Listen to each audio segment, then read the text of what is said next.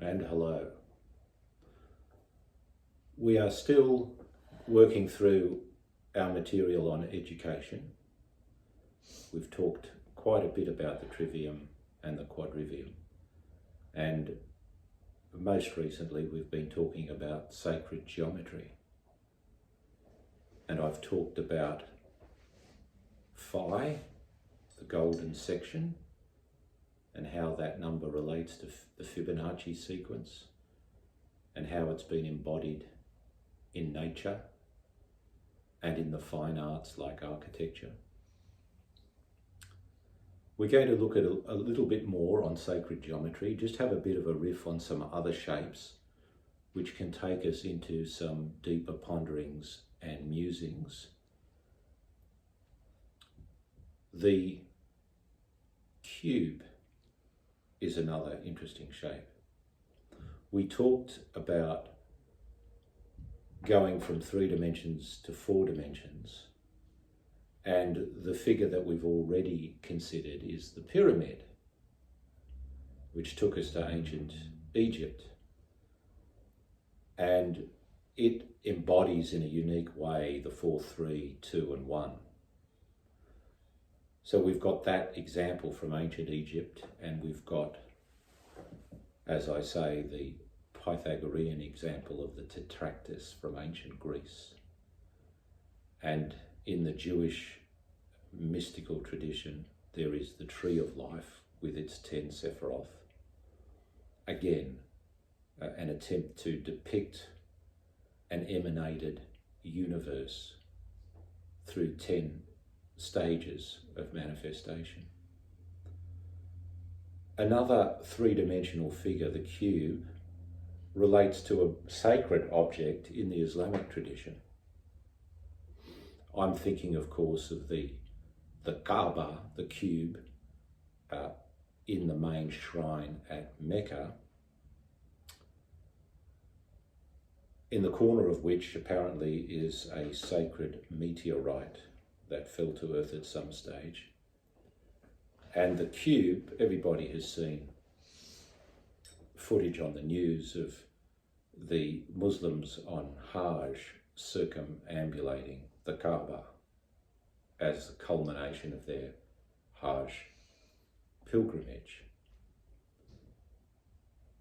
What you might not have considered is that you can actually fold a cross, Christian symbol, into a cube, which is a key Muslim symbol. If you take a Latin cross, and I know that we haven't introduced visuals this year, but you just have to try and reconstruct this in your imagination or go away and draw it on a piece of paper. It certainly helps if you can present the figure. A Latin cross is a cross where the vertical is longer than the horizontal. Think of the cross on which Jesus was crucified. It's usually depicted as long in the upright and less of a length in the crossbeam. That's a Latin cross, as opposed to a Greek cross, which is more of a sort of equal-armed cross. Now, if you were to draw this Latin cross in terms of 6 squares, imagine drawing stacked one on top the other, 4 squares, and then at the level of the second, putting an extra square at the right of it and an extra square at the left of it. That would give you a Latin cross.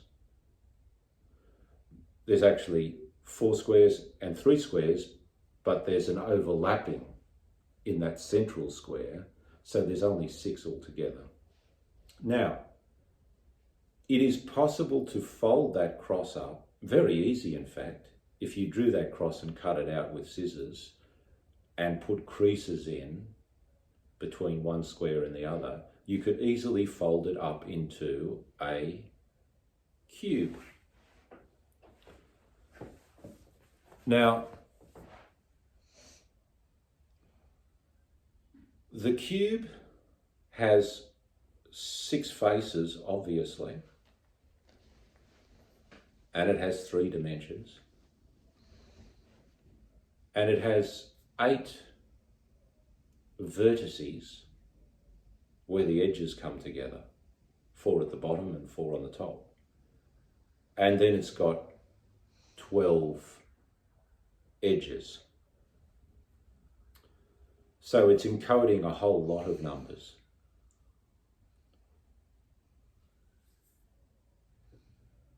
I suppose the first point I want to make is that we can think of a physical cube, which, as I say, is significant in the Islamic faith, and it's certainly significant for people following the occult or esoteric tradition. Ceremonial magicians love to work with the cube as well. But one way we can think about it so that it ties into our objective with the quadrivium, that is to take us back to self-knowledge, always take us back to the knowledge of self in relation to the cosmos. Instead of being on the outside of the cube, think of yourself as standing inside a cube. The Kabbalists called it the cube of space. And we can do this thought experiment. It's like standing in a room, because rooms can be cubic. Imagine you're at the center of a cubic room, and the 6 faces are, well, the ceiling above you, the floor beneath you, the wall in front of you, the wall behind you, the wall to the right of you, and the wall to the left of you. So from where you are, there are 3 dimensions: height, length, and width.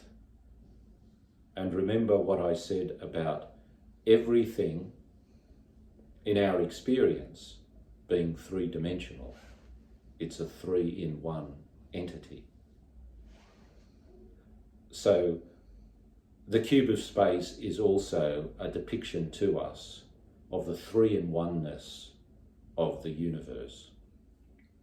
And that 3-in-1-ness, of course, comes from the fact that there are 3 basic unprocessed intuitions, notions, self-evident truths that we all are aware of: self, world, and other. And then as we investigate them, we reach the more philosophically precise concepts of existence, consciousness, and identity. This was all dealt with in earlier videos. Now, just because they're more philosophically precise concepts doesn't mean that they are extricable, separable. In fact, you never get away from this interrelationship and mutuality. And as you go into the expression of one, you will discover the other 2 in disguise, as it were. So the 3 dimensions, which a dimension is a measuring in 2 directions, are there in the cube: the dimension of altitude, of length, and of width. You break down those dimensions into 6 directions.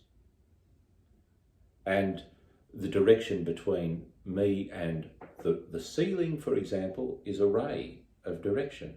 Between me and the floor is another ray. A ray is a point extended, whereas a line is a point extended in 2 directions. And the same can be done with the wall in front and the wall behind, and the walls to the sides. This is symbolic of the fact that when we look out to existence and see a world of separated existence from the viewing platform of the body with which I am identified, we encounter the other, and then the issue of being and non-being comes up. So we try to isolate our precise counterpart for the world, and in so doing, we come to the concepts of being and non-being with a little b, lowercase b. And they are, in a sense, a form of self and other. So we try to isolate the world with a clear concept of existence. Nevertheless, self and other manage to implicate themselves in our concept of existence through the, again, philosophically more precise terms of being and non-being. Being and non-being are like two rays or two directions within this cube. Then we reach the awareness of consciousness, my interiority, and we realize that there are still things of which I am aware, but they are interior as well. So there's a continuum between subject and object. There's a polarity there. Here we have another bi-directional field. So another one of our dimensions in the cube has subject at one end and object at the other end. Then we need to construct the third dimension, remember, in order to reconcile our absoluteness and relativity, our perspective with that of others, or what's actual to me with what's imaginary to me. To reconcile all that, we have to ask whether the thing in itself out there, the tree, the chair, the house, the bike, is apparent or is real. Is it purely mental or is it material? And here we have another polarity. We sought to simply isolate identity, but we're ending up with these two other, mind and matter, smuggled in, which seem to resemble self and world.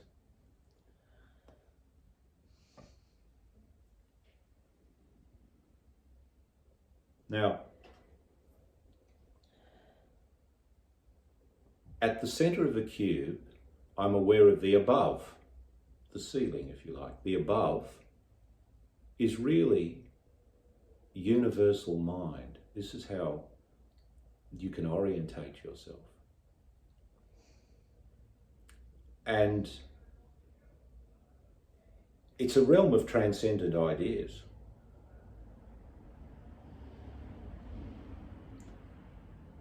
And each of us is in relationship with that. So if you like, that ray or vector of mind is above. Likewise, the vector of matter is below. It's represented by the floor. It's really the ground of all our conceptualization, and we get to it through a process of reductionism, breaking everything up into smaller and smaller bits, on the model that everything is constructed from smaller bits into larger bits, and so on. So we're en rapport with the above and the below, with mind and matter. We are also en rapport with subject and object. Now, when I look at the wall in front of me, everything is clear because everything that I am trying to be aware of is positioned in front of me. It's in full view. And that's what objectivity is. And when we strive for more objectivity, we strive to bring things in front of us. If you look at the term object, it comes from the Latin. It's something like thrown in the way of you, in front of you. Whereas what lies behind the back wall is more subjective.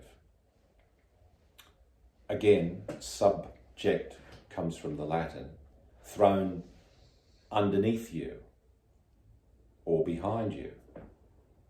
It's not as visible. It's not on view.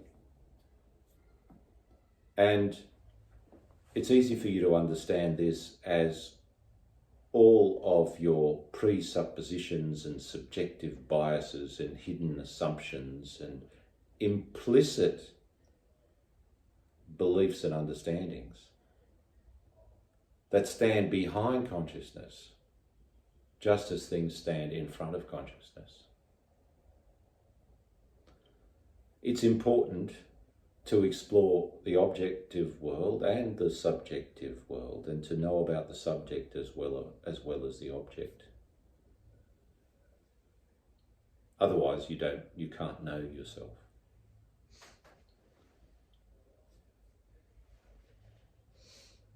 And some areas of study concentrate more on the objective and a quantitative realm, and some more on the subjective and the qualitative realm. And unless you see that they are both cognate, there will always be a little bit of a conflict within you, which will externalize into a conflict with others around the value of the sciences and the humanities, the hard sciences and the humanities. Now, there's the right wall and the left wall. And we're not here talking about the subject-object bidirectionality, nor the above-below. As above, so below. You've probably heard that axiom from the Hermetic wisdom. Again, that goes back to ancient Egypt. But as on the right, so on the left. What does the right mean and the left mean?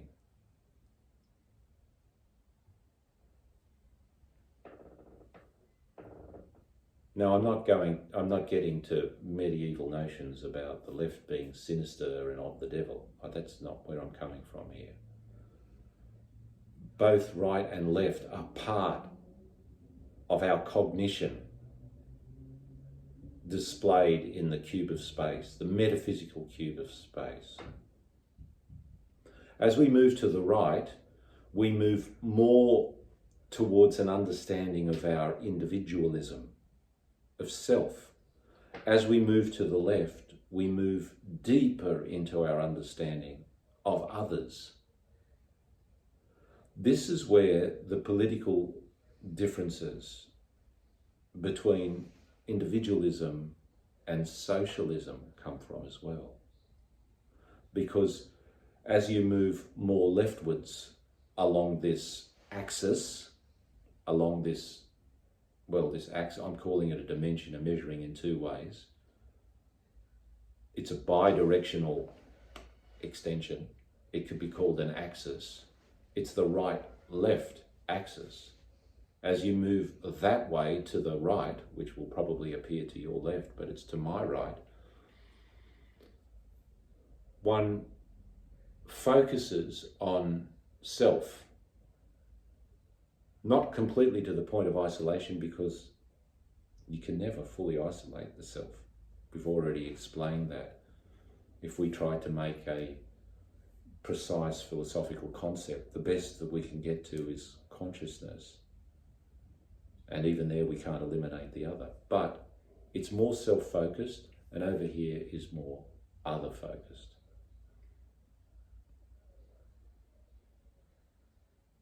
Because a human being can be understood in terms of the sociological groupings to which they belong. In the 19th century, all of the social sciences, came into being, like sociology and anthropology, and political science developed as well. There was a big push to try and understand human society, not so much as a collection of individuals, but as constellations, groupings. And you can understand it in two ways. You can understand history as a dialectic. You can understand history as a clash of social forces. But you can also understand history in terms of the great man theory of history. You could understand history as something that is made by individuals, and that the main lines of history are essentially given by the biographies of the great figures of history. That's partly right, but it's only part of the truth.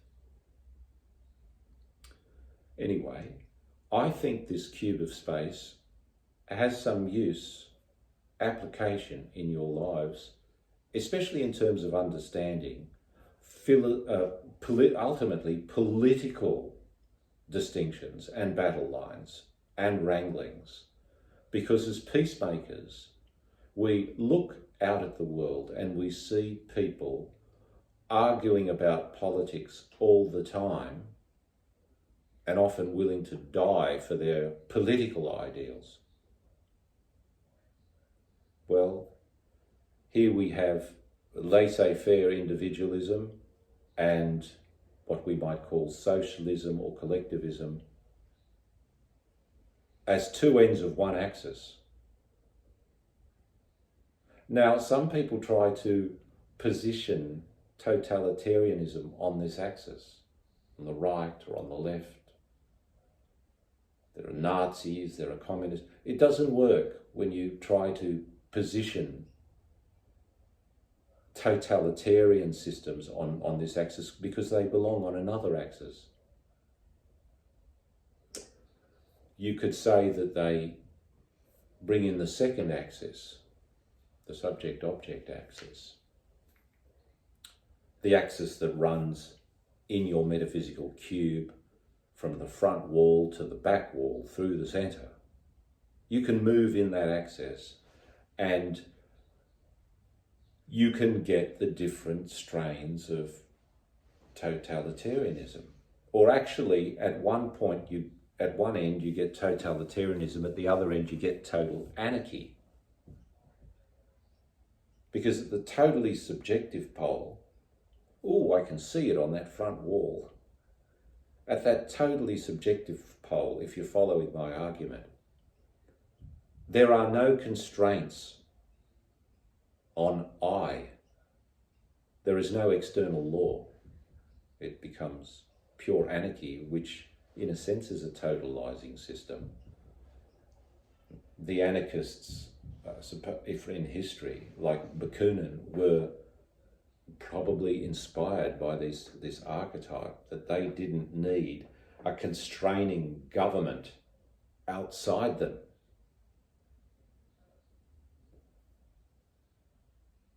Some people today call themselves anarcho-libertarians, like they are some sort of hybrid of the anarchist and the libertarian. Well, the libertarian is more the right winger on the first axis. But when you throw in the anarchist element, you're bringing in something from this other axis. Because anarchy is one end of the front-back axis, but the other end is totalitarianism, which is total control by the state. Do you understand what I'm saying?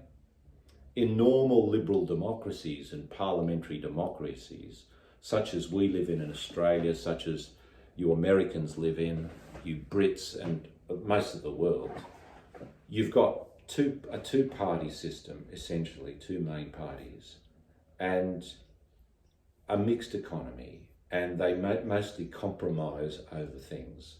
So much so that sometimes the right wing can look similar to the left wing, and the left wing can look similar to the right wing.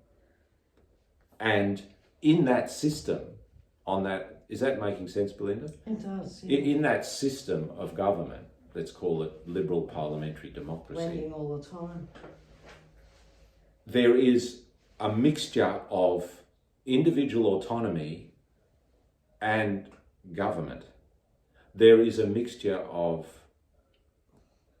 the private sector and the public sector. One is not completely banished. There is always a balance, and sometimes if the right-wing party gets in, the balance shifts more towards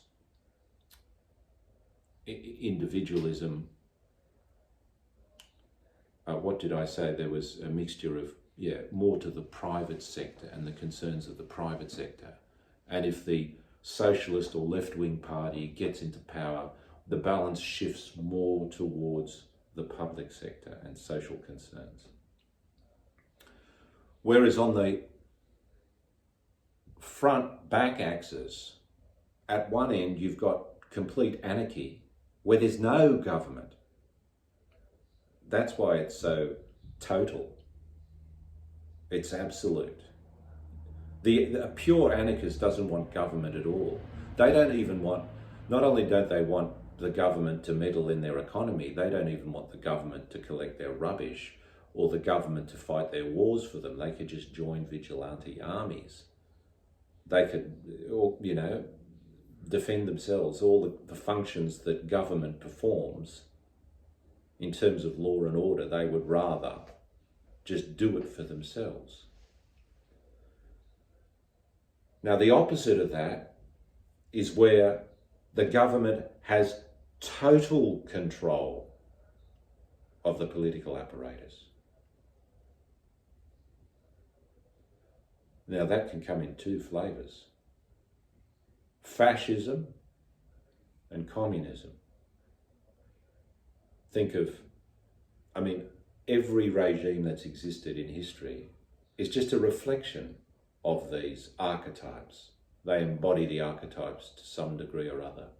But I'm asking you to view these as archetypes or inspiring ideas.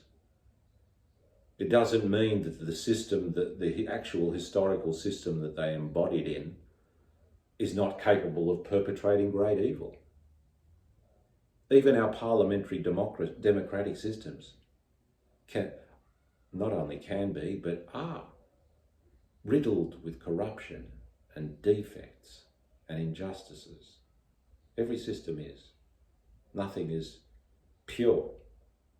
So with fascism, you might want to think of, there's the Nazi Germany and Mussolini's fascist Italy.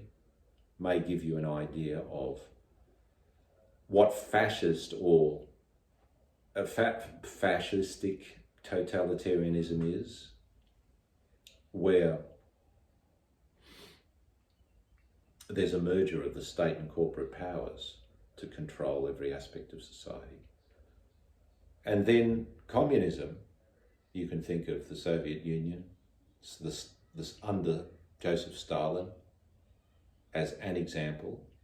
Maybe that's a better example than China, because young people thinking of China today are looking at China after the reforms of Deng Xiaoping when they opened up the economy. So it's not a totalitarian regime. It still has been influenced a lot.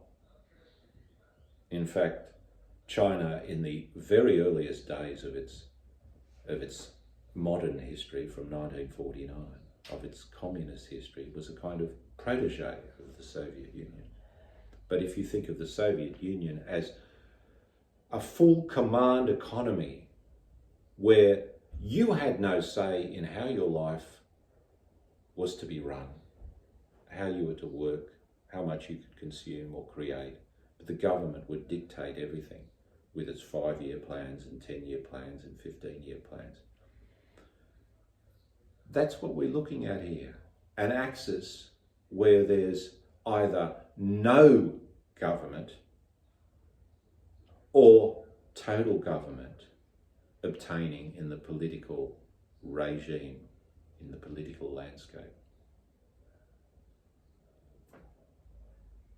This is how we need to understand polities, political systems around the world, and it's essential for peacemakers to understand them.